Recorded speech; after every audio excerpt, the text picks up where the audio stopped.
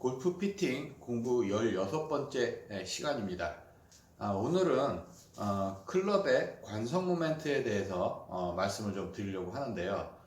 최근에 이 골프 피팅 쪽에서도 이 관성 모멘트에 대한 관심이 조금씩 커지고 있어요.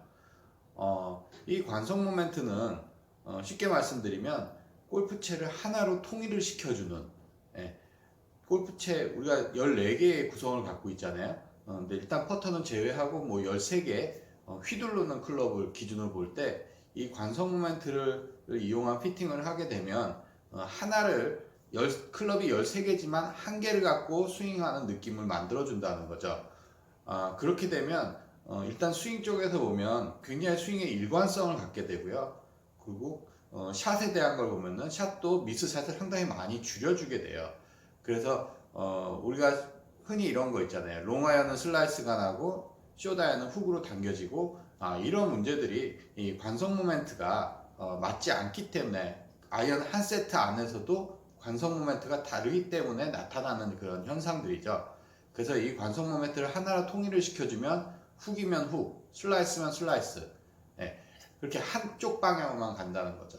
그리고 거기에서도 좀 더 디테일하게 조정을 하면 훅 슬라이스를 많이 조절을 할 수가 있는 그런 아주 큰 장점이 갖고 있는 게 관성 모멘트예요.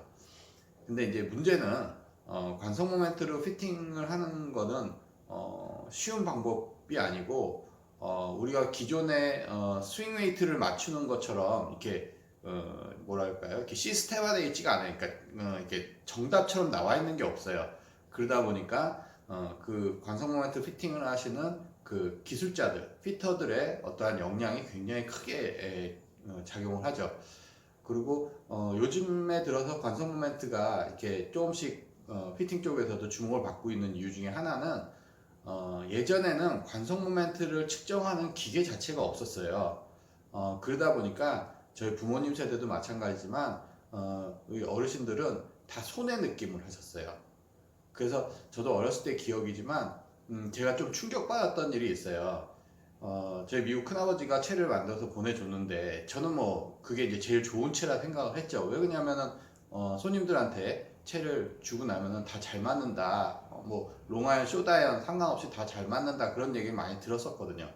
근데 그 채를 샵에다 유통을 한번 해보려고 샵에 가져간 적이 있어요. 그랬더니 거기 샵 사장님이 일단 스윙 웨이트를 다 재더라고요. 그러더니만 저한테 얘기를 해주시는 게 그거예요. 이 채는 팔면 안 된다.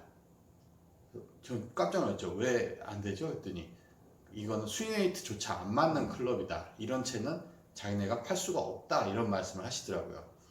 그래서 사실 그 얘기에 제가 충격을 받아서 이쪽 일을 좀 어떻게 보면 전문적으로 진입을 하게 된 계기일 수도 있어요. 그냥 왜 그러냐면 저는 그 클럽을 가져가서 이렇게 쳐보면 뭐 스윙웨이트 떠나가지고 그냥 잘 맞아요. 예. 그리고 그 당시에 솔직히 저는 이제 그런 스윙웨이트나 뭐 이런 무게나 뭐 샤프트 강도나 그런 거 잘 몰랐어요.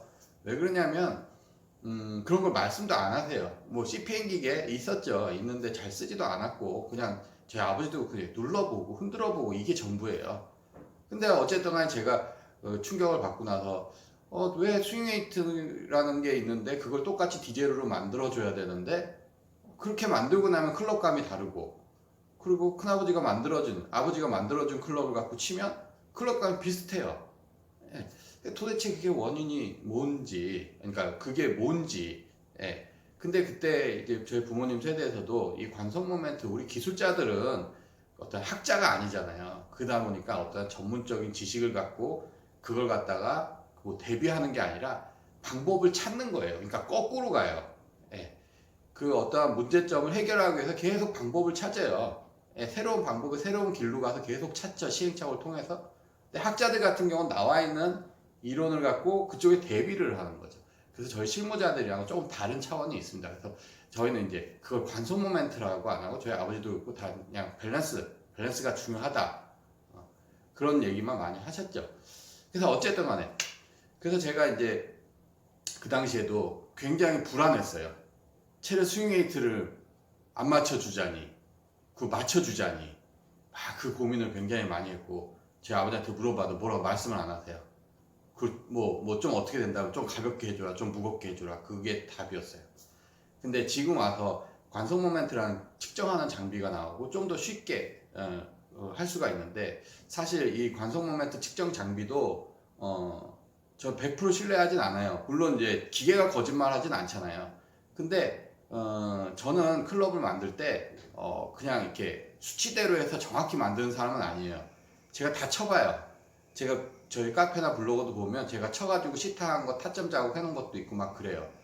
그 왜 그러냐면은 그 수치대로 했을 때 그 타점이나 뭐가 좀 다르게 맞으면 그 수치가 맞아도 잘 맞는 클럽이 아니에요. 제가 막 휘둘렀을 때 그냥 거기 한쪽에 맞아주면 어쨌든 간에 그 클럽을 골퍼한테 주면 뭐 저처럼 안 맞는다 해도 좀 일정하게 간다는 거죠. 예. 그래서 저는 이렇게 하면서도 항상 제가 시타해보고 흔들어보고 그 관성 모멘트 측정해보고 어떻게 보면은 좀 시간이 많이 걸리는 작업인데 그 고민을 많이 하고 그렇게 감적인 걸 굉장히 중요시해요. 왜? 이 일을 그렇게 배웠기 때문에 그런 거죠. 자, 하여튼 말이 너무 길어졌고, 자, 중요한 건 이 관성 모멘트에 대한 개념을 좀 알자고요. 관성 모멘트는 우리 그 광고 같은 데 보면 드라이버 같은 거 광고 보면 뭐 관성 모멘트 몇 회가 쫙 나온 거 있어요. 그게 뭐냐면 그 헤드의 관성 모멘트. 자, 제가 MOI라고 했는데 이게 이제 관성 모멘트의 약자예요. 그래서 관성 모멘트라고 하고 뭐 MOI라고 하고 그래요. 근데 같은 얘기고, 일단 헤드의 그 관성 모멘트. 헤드의 관성 모멘트가 크다는 거는 공이 잘 맞았을 때 흔들리지 않고 멀리 간다는 거예요. 뭐냐면 이 제가 손바닥이 제 헤드면 관성 모멘트가 크면 좌우에 맞아도 흔들리질 않아요. 그러니까 쭉 밀고 나가버려요. 그러니까는 일정하게 간다라는 거고, 대신 관성 모멘트가 큰 클럽은 터치감이 좀 떨어져요. 예. 그래서 모든 게 다 장점만 갖고 있지 않잖아요. 그래서 어찌됐든 간에 이 관성 모멘트가 적은 거보다는 큰 게 좋은데, 크면 터치감이 좀 떨어져서 좀 골프를 잘 치시는 분들은 좀 싫어하죠. 예, 그래서 그런 장단점 애매한 게 있어요. 그래서 골프채 피팅도 첼로 전체적으로 완성하는 것도 그렇고 부품도 그렇고 항상 경계선에 있는 게 좋아요. 한쪽으로 편중돼 있고 너무 관성 모멘트만 크다, 그럼 초보자 클럽. 너무 어렵다, 관성 모멘트가 적고, 그럼 상급자 클럽. 근데 상급자가 어려운 채 갖고 잘 칠 수 있나요? 그러니까 경계선에 있어야 된다는 거죠. 그래서 어쨌든 간에 헤드의 관성 모멘트 가 있고 클럽 전체의 관성 모멘트가 있죠. 전체 완성이 됐을 때. 저처럼 피팅을 하는 사람, 저는 헤드도 물론 디자인해서 만들지만 저의 전문 분야는 채로 피팅하는 거예요. 골프한테 맞게 만들어주는 거예요. 그러니까 셰프가, 요리사가 다 재료를 키워서 그걸 요리하지 않잖아요. 예. 저도 마찬가지인 거예요. 저는 요리를 하는 사람인 거죠. 그러니까 쉽게 이해 돕자면, 예. 그래서 헤드를, 제가 쓸 수 있는 헤드를 찾고 제가 아니면 좀 만들 수 있는 걸 만들어서 그거를 골프한테 맞게 요리를 해주죠.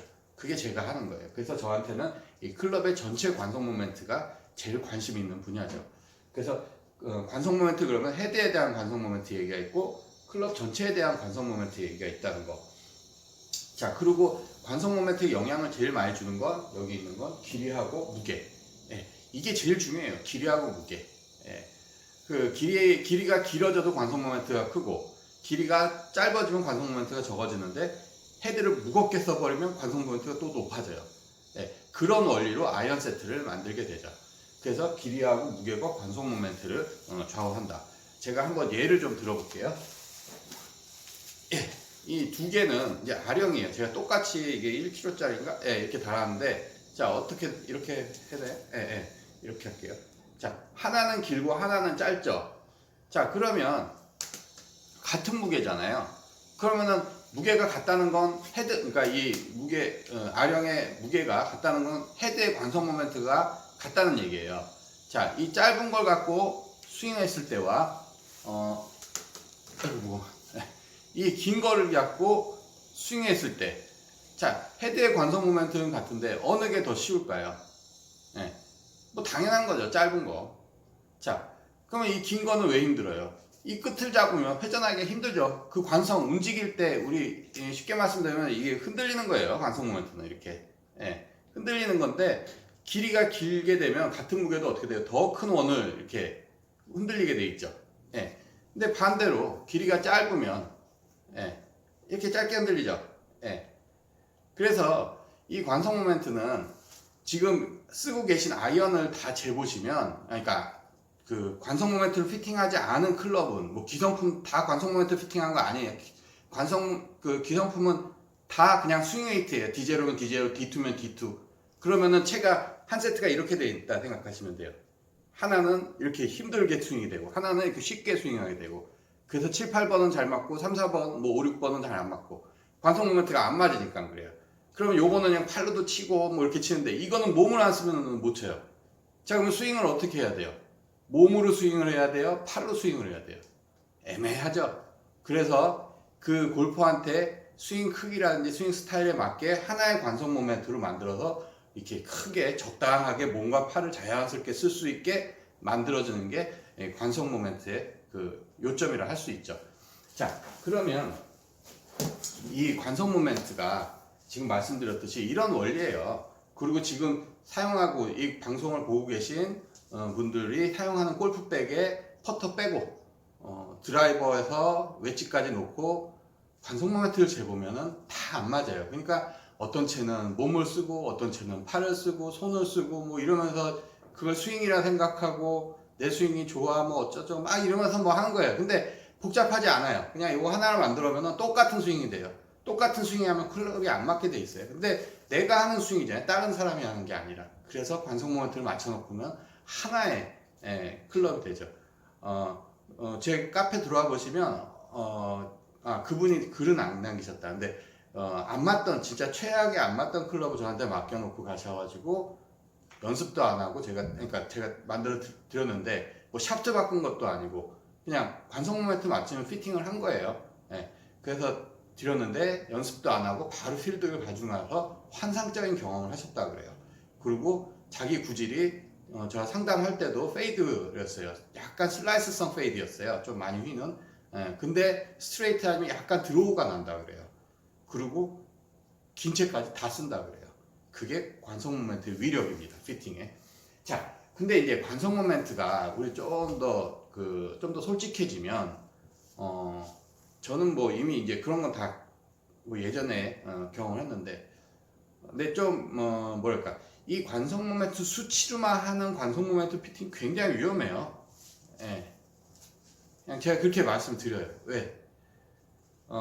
이 자칫 잘못하다 보면 사람이 못 쓰는 채가 되기도 해요. 왜 그렇게 되냐면 수치상으로는 맞죠. 관성 모멘트 수치상으로는.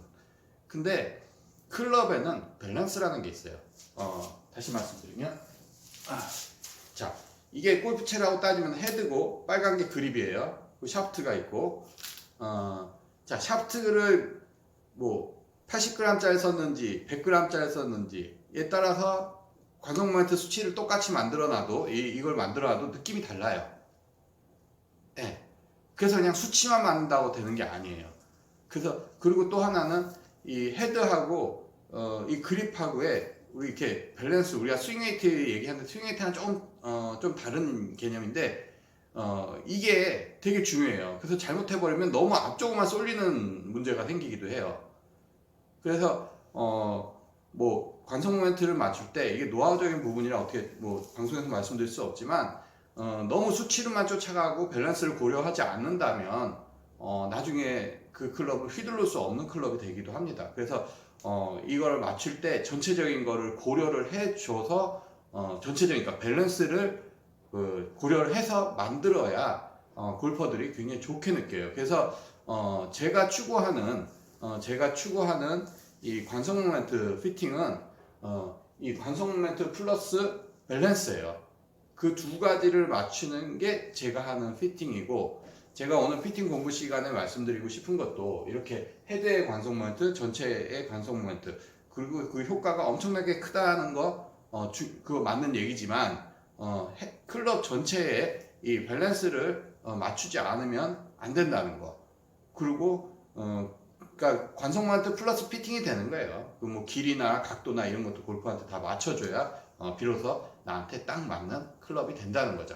자, 2019년이네요. 내일 모레면. 예, 2018년도에 이 피팅 공부를 시작을 해가지고 오늘까지 16번째 시간이 됐습니다. 하여튼 이 피팅 공부를 통해서 많은 분들이 저한테 관심을 가져주시고 그리고 또 많은 분들이 찾아주셨어요. 그래서 하여튼 내년에도 피팅 공부도 계속 될 겁니다.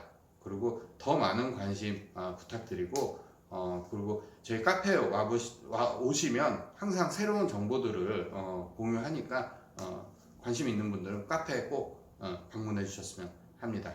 감사합니다. 새해 복 많이 받으시고요.